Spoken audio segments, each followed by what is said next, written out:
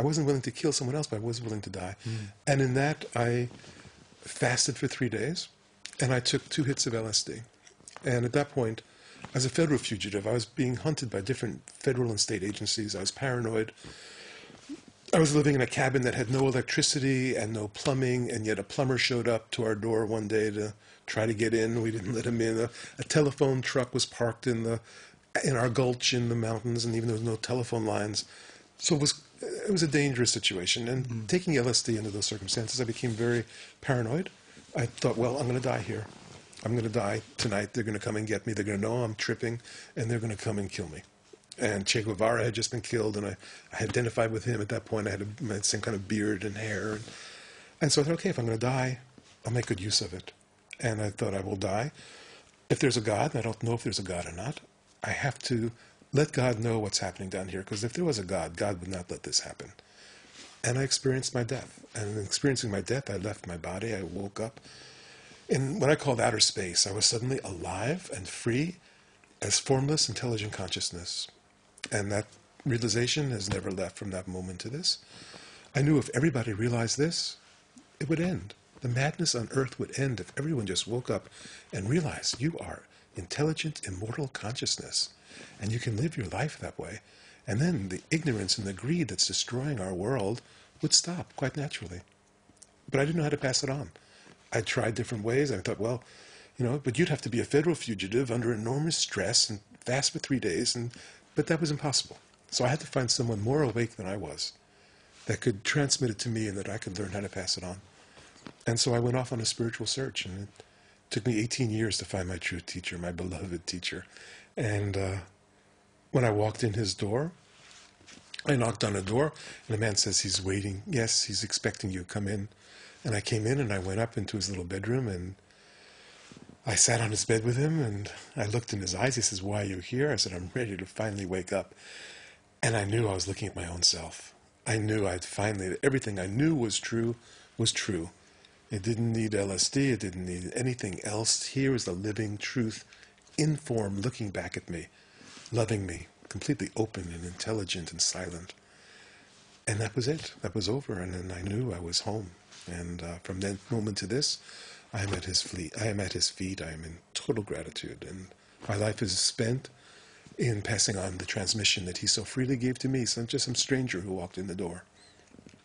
And this was Poonja, and his affectionate name is Papaji. Yes. Well, I didn't know what to call him at first. And so I asked him if I could call him Baba, because I had been with Baba Muktananda for a while, and I didn't want to call him Poonja or Poonjaji. It seemed too formal. And so for a while, I was calling him Baba, and people who would come to a satsang would call him Baba. And then I noticed his grandchildren, because I would eat with him, and his grandchildren would cook his meals for us, and they called him Papaji. And so I started calling him Papaji, and pretty soon everybody started calling him Papaji, and that's what we call him now. And before that, you were in a monastery in Japan for several years. Part of my spiritual search, I went through all the different traditions. Yeah, let's talk briefly about that, yeah. Well, I spent we used to lead groups in a Zen temple in Japan, and then I spent some time in a Zen monastery, which I loved the experience. It was really fun for the short time that I was there. And I was doing Zen Dharma combat with the head of the monastery, and it was beautiful. At one point, he took me out to a lake outside the monastery. He'd read my horoscope and saw it was the year of the pig, and we did some banter about that. Then he took me out there, and we got to this power spot at the lake, and a wild boar came out of the woods and started drinking from the lake, and that was an incredible confirming sign. At that moment, he started this mantra that was just stopped my mind, and everything disappeared, and I felt full prostration at his feet. And that night we had a celebration at the monastery where we stayed up drinking beer and singing songs, and we got to sleep until 6 the next morning. We didn't have to get up at 4, and it was a wonderful experience. Yeah. But it didn't last, you see. We've all had many experiences where the mind stops. Every day the mind stops. Yeah. We all have those moments. And when I was teaching, before I met my teacher, I'd walk into a room, my mind would be silent. I'd work with people, my mind would be silent. But then when I'd leave the room, I'd pick up the old story. Yeah. And that's what I wanted to stop. I didn't want to just have a silent mind that was circumstantial. I wanted it to be universal. And this is the transmission that my beloved teacher gave to us. Is there's this, just through the emanation of his being, he emanated silence, and the mind naturally stopped. And that's what I was hungry for. And that was his blessing. And that came to him from his teacher, Ramana Maharshi, which is the greatest gift. Because the greatest power of mind, you see, is to create an ego. What an incredible software upgrade this is for the brain, is this egoic idea of me that's in control and has a past and plots the future and does all these things. Incredible. But the greatest power of mind is silence. Because silence is what transcends this egoic story of me and mine. And this is what we all are hungry for. Because me and mine, this story of ego, searches for more and accumulates more experiences, more sex, more lovers, more wives, more money, more stuff, whatever it is, and is never satisfied, is never fulfilled. And so to get to satisfaction, to get to fulfillment, is to realize that whole story is not who you are. Who you are is this living silence, this intelligent love, this true consciousness that's always already here.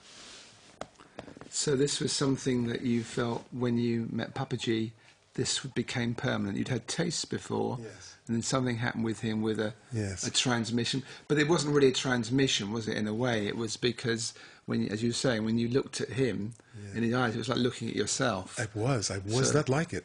I was actually looking at my own self. Yeah. Looking back at me from another body, loving me, totally open, totally accepting, and totally silent. So it was like consciousness looking at itself through two different human bodies. Yeah, that's it. And that's the transmission of the guru, the Satguru. Yeah.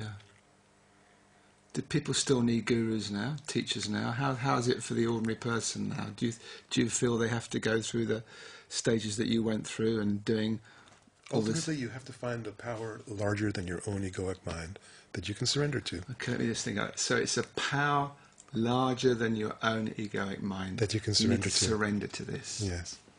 So what does that mean practically these days in our modern world? You went to Japan in a monastery, then you went to India.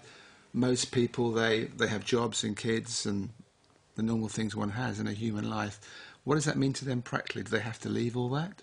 Can they do it themselves? You can do it yourself, but you have to be willing to leave all that, at least for a moment, to turn away to find out who you are. Otherwise, you're trapped by all the social net. There are lots of nets that trap us. The social net is, I'm a parent, I'm a child, I'm a lover, I'm a partner, I'm a worker, I'm an artist, all those roles that we say define me, all those roles are traps, and none of them lead to fulfillment. So you have to be willing to turn away from all your identities to find your true identity. And once you know your true identity, and you know yourself, not intellectually, not theoretically, but through your own investigation and your own direct realization, when you know it, then that's what you love. Then that's where you want to spend your time. Then that's what you give yourself to. That's what you surrender to. And in this, then, your life continues as it does, but instead of someone in there doing it and unhappy and dissatisfied and blaming, it comes from emptiness and love. It comes from happiness. So your relationships don't have to change, except they naturally change because now they're infused with love instead of with neediness and greediness and sorrow and hardship.